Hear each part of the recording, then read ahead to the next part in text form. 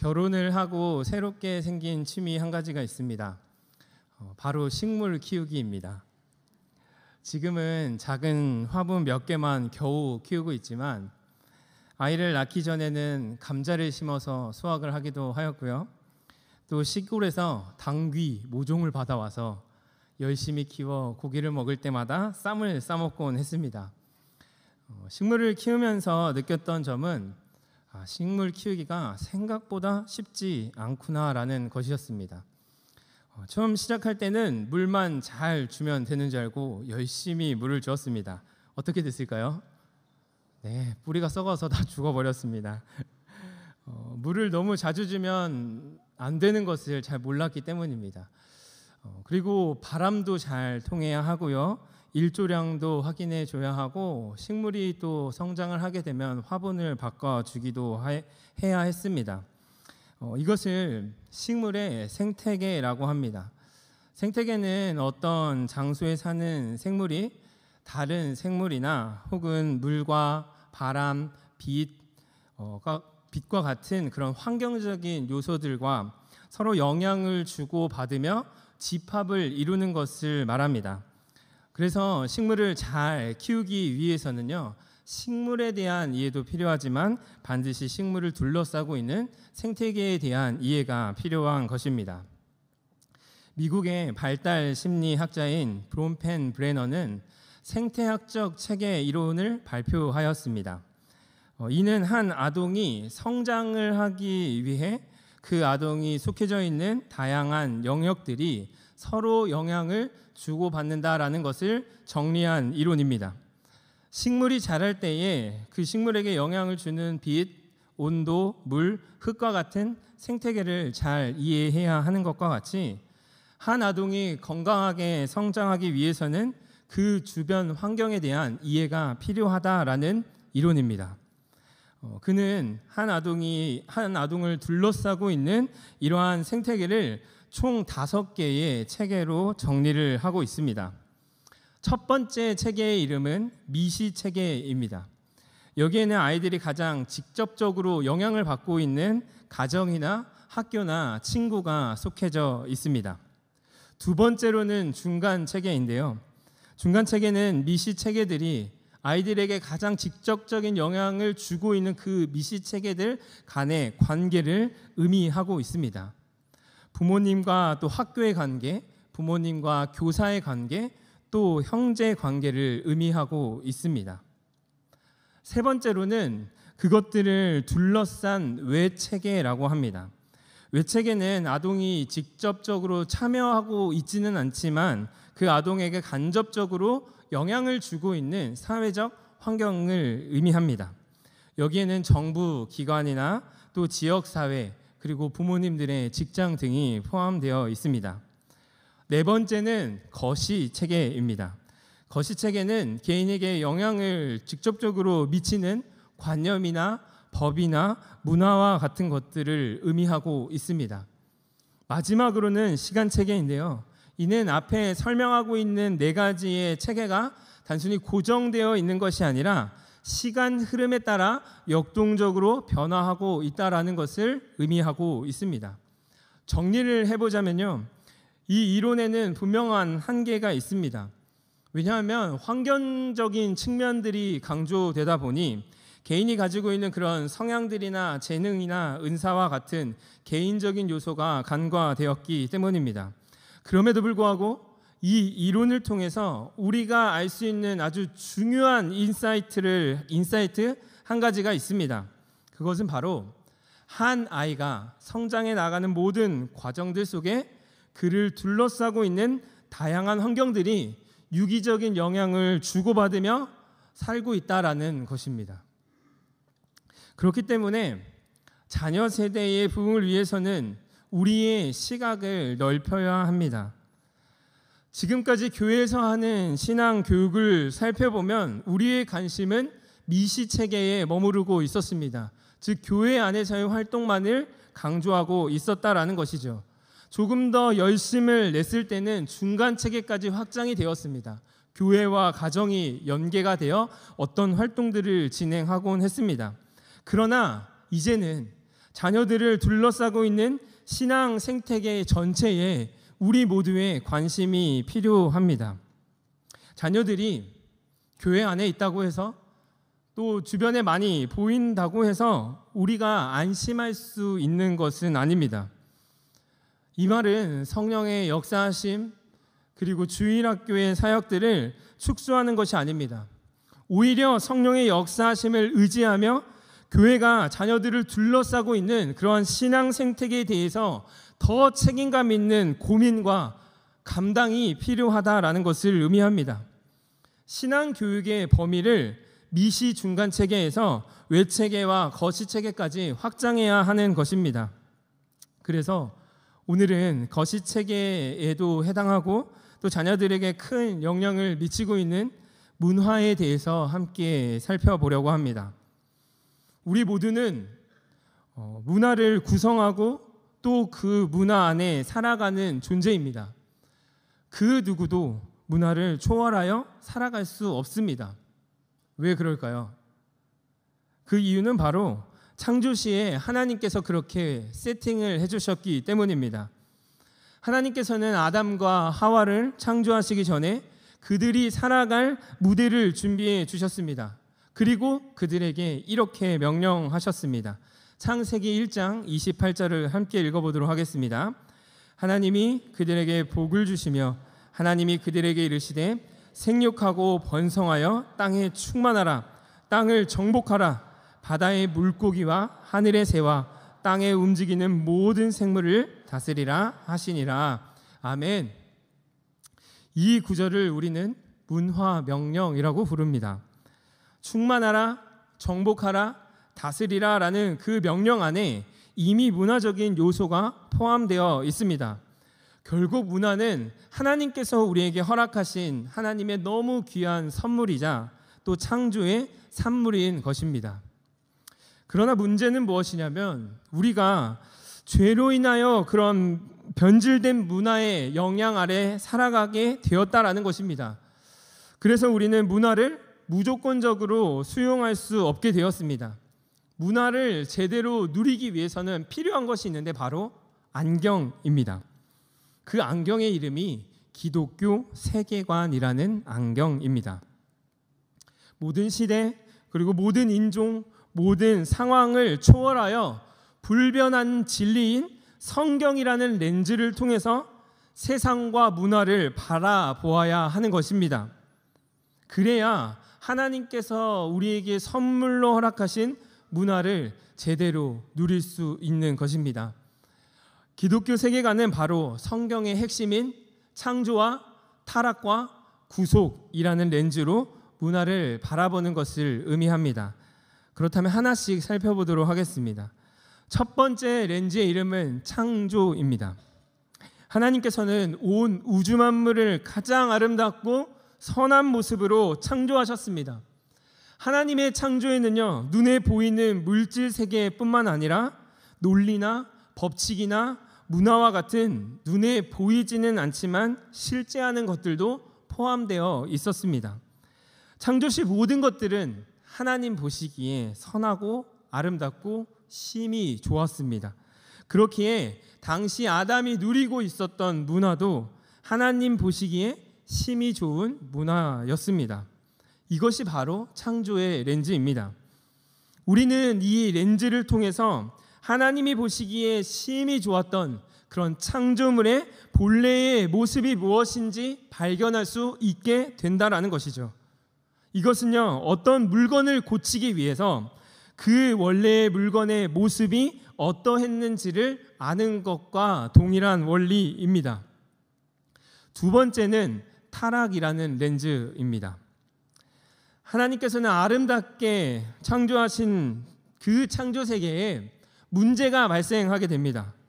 바로 아담의 죄로 말미암아 인류가 타락하게 된 것이죠.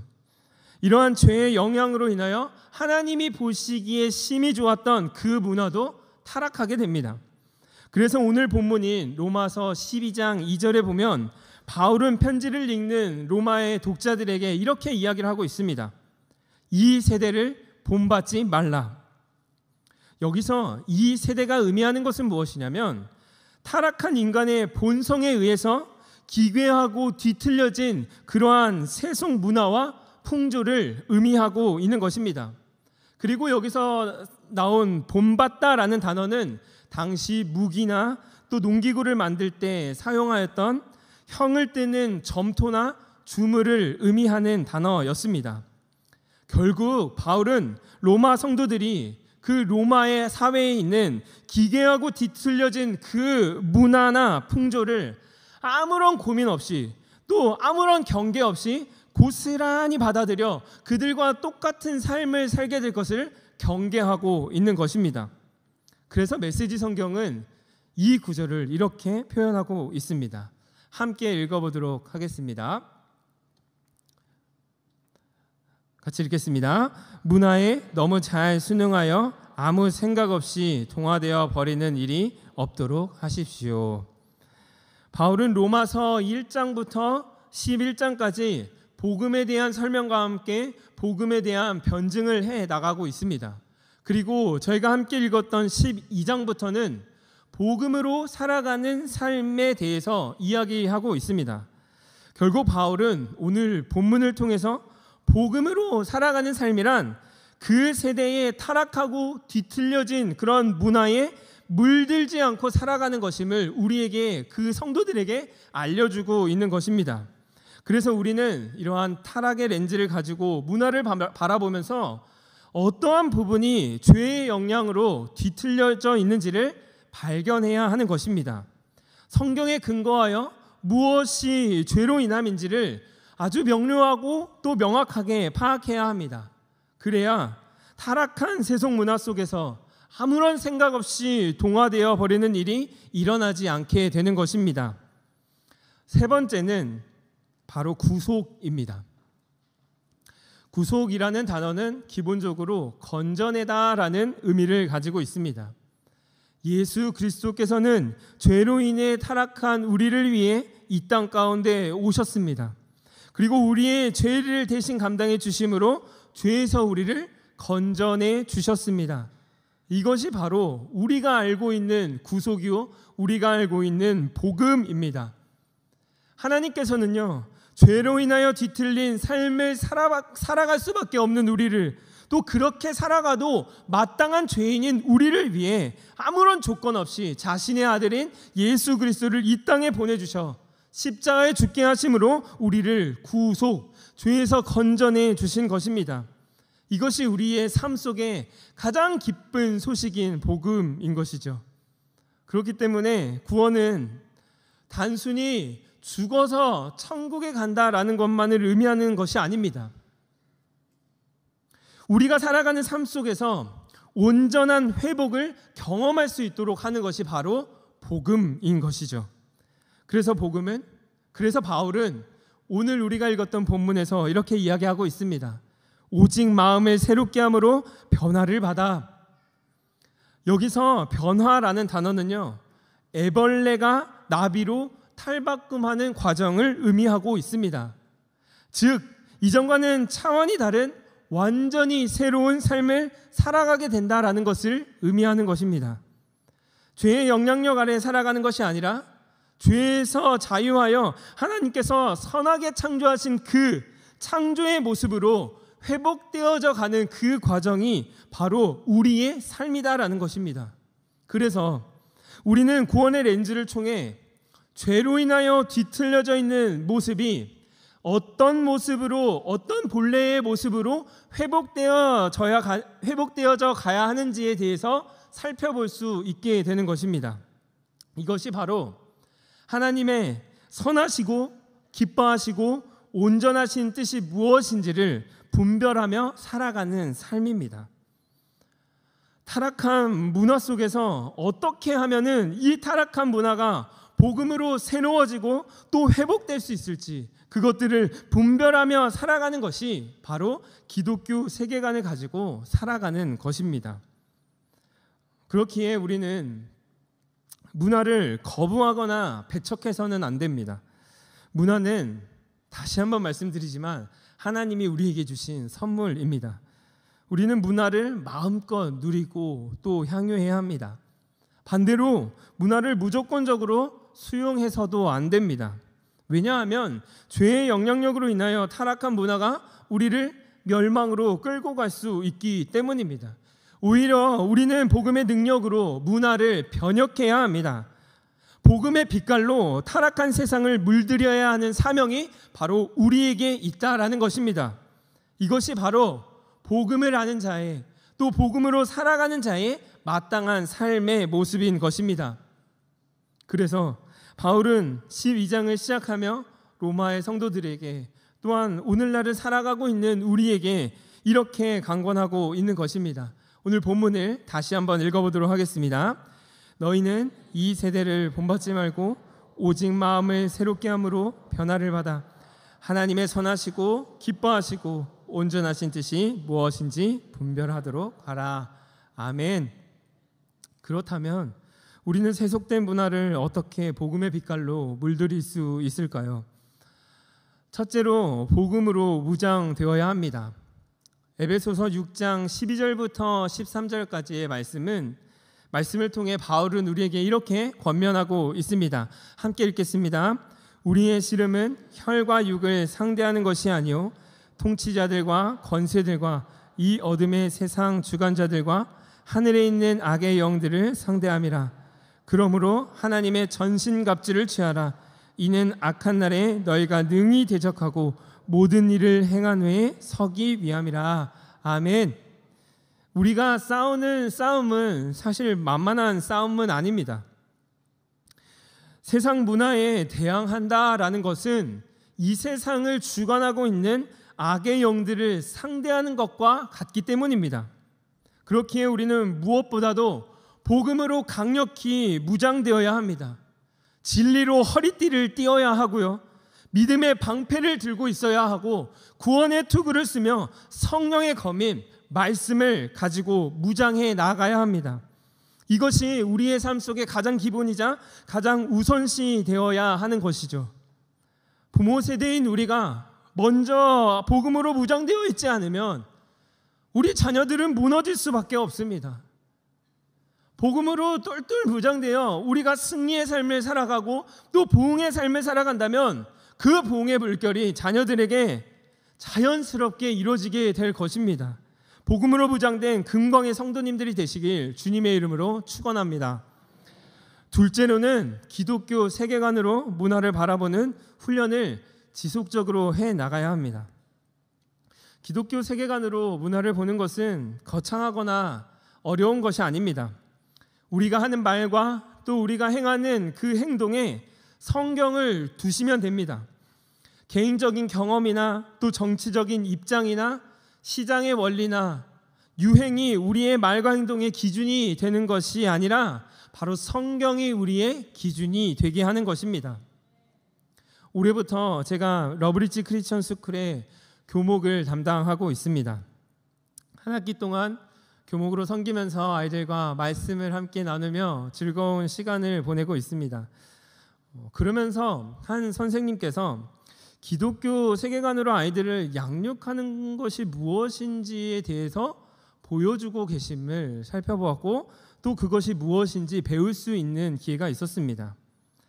그 선생님은요, 아이들의 사소한 말이나 행동 하나하나에도 하나님이 원하시는 모습이 무엇인지에 대해서 먼저 물어보시더라고요.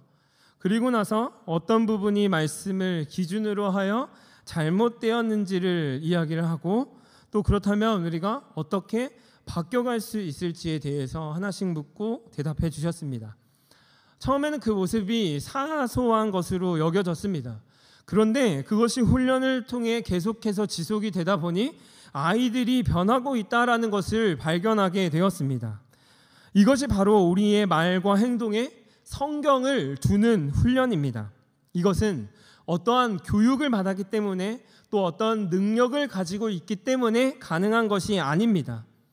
조금은 의도적으로 우리의 삶에, 우리의 행동에 또 말씀을 기준으로 하여 생각하고 고민하고 나아갈 때에 그것이 우리의 삶에 자연스럽게 녹여질 수 있게 되는 것입니다. 다시금 다음 달이면 할로윈 데이가 있습니다. 우리는 무엇을 할 수 있을까요? 고통을 겪고 있는 이들에 대한 하나님의 위로와 사랑을 전해야 합니다. 그와 동시에 할로윈 문화를 기독교 세계관으로 바라보며 해석해가는 시간이 반드시 필요합니다. 무조건적인 비판, 또 무조건적인 거부가 아닌 어떤 부분이 죄로 인하여 뒤틀려져 있는지에 대해서 자녀들과 함께 이야기할 수 있어야 한다는 것입니다. 그리고 그것을 우리가 그렇다면 어떻게, 복음을 아는 자들이 어떻게 회복해 나아갈 수 있을지 함께 고민해 주시기 바랍니다. 그것이 바로 우리가 살아가는 삶 속에 기독교 세계관으로 세상을 바라보며 아이들과 나눌 수 있는 그러한 방법이기 때문입니다. 세 번째로는 건강한 문화를 만들어 갈 수 있는 장을 마련해 주어야 합니다. 문학의 밤으로 대표되는 시절, 교회는 새로운 문화를 창출하는 장으로서의 역할을 감당했습니다. 그러나 세속문화의 거센 파도에 그러한 장들을 우리는 모두 빼앗겨 버렸습니다. 그래서 오늘날 자녀들이 누리고 있는 그러한 문화의 장들은 건강하고 건전한 문화가 아닌 퇴폐적이고 자극적인 문화의 장입니다.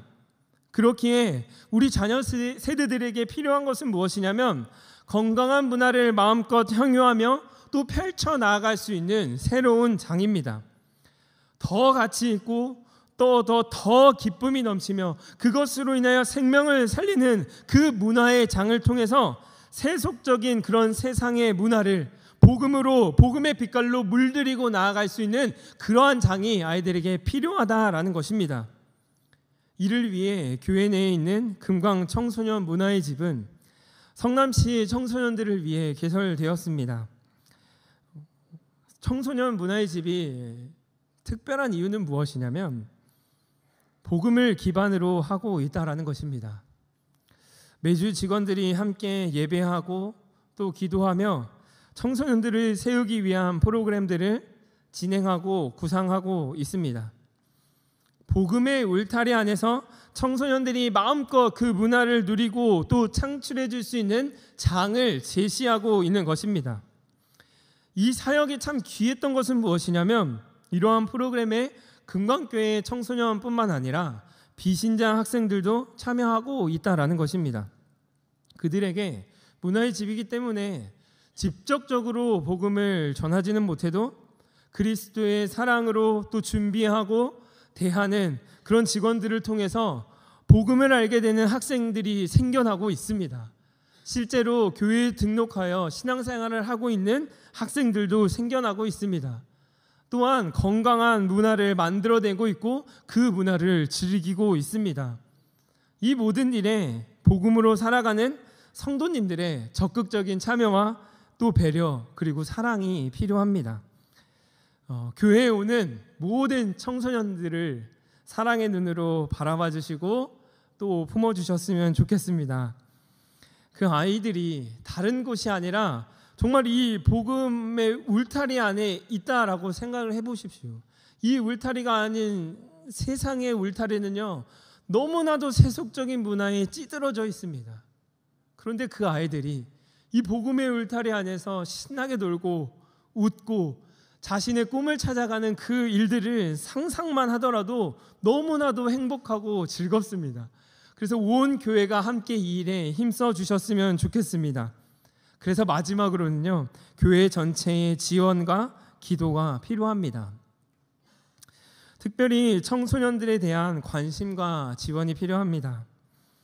설교를 준비하며 한 통계를 찾아보니까요, 대한민국 청소년들의 복음화율은요 3.8%였습니다.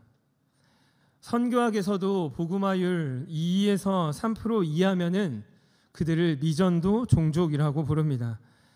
대한민국 청소년들은 이제 미전도 종족 수준에까지 오게 되었습니다. 이미 청소년들은 입시 문화, 또 물질 만능 문화, 개방적인 그런 성문화에 노출되어 영적인 결핍을 경험함에도 불구하고 그것들을 채워갈 곳이 어딘지 몰라 방황하고 있습니다. 자녀들이 교회에 그냥 나오는 것만으로 또 주변에 많은 청소년들이 그냥 보이는 것만으로 우리는 만족해할 수 없습니다. 왜냐하면 자녀들을 살릴 수 있는 골든아워를 놓칠 수 있기 때문입니다.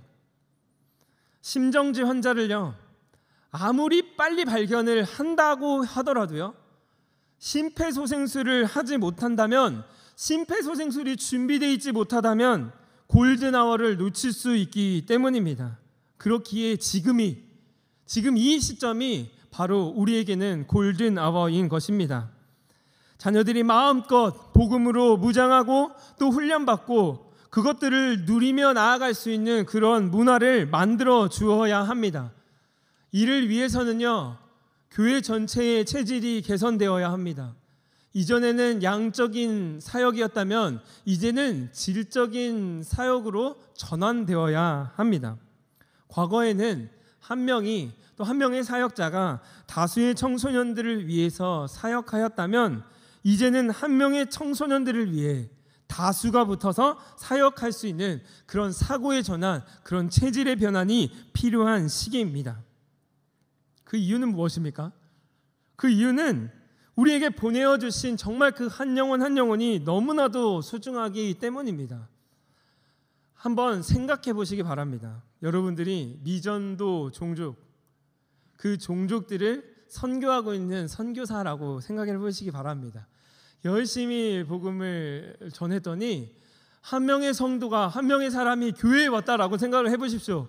할렐루야 하면서 모든 교회의 초점이 그 한 영혼에게 집중될 것입니다. 그리고 그 영혼을 어떻게 하면 복음으로 무장시키고 훈련하여 그 종족들을 구원할 수 있을지, 교회의 모든 재정들이 투자될 것이고 교회의 모든 인프라가 그 영혼을 향해 달려가게 될 것입니다. 동일한 원리입니다. 청소년들은 지금 미전도 종족 수준으로까지 치다르게 되었습니다. 교회에 오는 청소년들을 더 밝게 환영해 주시고요, 조금 미숙하고 부족하더라도 사랑의 마음으로 품어주시고 아껴주시고 채워주신다면 정말 그 청소년들이 이 교회라는 복음의 울타리 안에서 정말 건강하게 또 복음으로 무장되어 세상으로 나아가게 될 수 있을 것입니다. 말씀을 정리하도록 하겠습니다. 저에게는 꿈이 있습니다. 우리 자녀들이 복음의 빛깔로 물들어진 그 문화 속에 마음껏 하나님을 찬양하며 뛰노는 그런 꿈입니다. 여러분들도 그 꿈을 꾸시나요? 함께 그 일에 동참해 주셨으면 좋겠습니다. 저희가 먼저 복음으로 똘똘 무장하여 그 아이들에게 정말 부흥을 경험시켜 주셨으면 좋겠습니다. 지금이 골든아워임을 기억하고 그들을 위해 함께 기도하고 또 우리가 할 수 있는 최선의 노력으로 또 함께 임할 때에 그 일들이 일어나게 될 줄 믿습니다. 정말 금광교회를 통해 불같이 정말 청소년들이 일어나는 일들에 정말 저희가 사용될 수 있도록 주님의 이름으로 축원합니다. 기도하겠습니다. 하나님 아버지, 죄로 인해 죽을 수밖에 없는 우리를 구원하시고 보시기에 좋았던 창조의 모습으로 회복하여 주신 은혜에 감사와 영광을 올려드립니다. 이제는 더 이상 이 시대의 문화에 아무 생각 없이 동화되지 않게 하시고 복음으로 무장하여 세상을 물들이며 살아가게 하여 주시옵소서. 그리하여 우리의 자녀 세대들이 살아가는 삶 속에서 마음껏 하나님을 찬양하며 뛰놀게 하여 주시옵소서. 이 일에 금광교회 모든 성도들이 한 마음 한 뜻이 되게 하시고 모두가 어렵다 얘기하는 이때에 하나님의 선하시고 기뻐하시고 온전한 뜻이 무엇인지 분별하며 자녀들을 온전한 사람으로 세워가게 하여 주시옵소서. 모든 말씀 예수님 이름으로 기도드렸습니다. 아멘.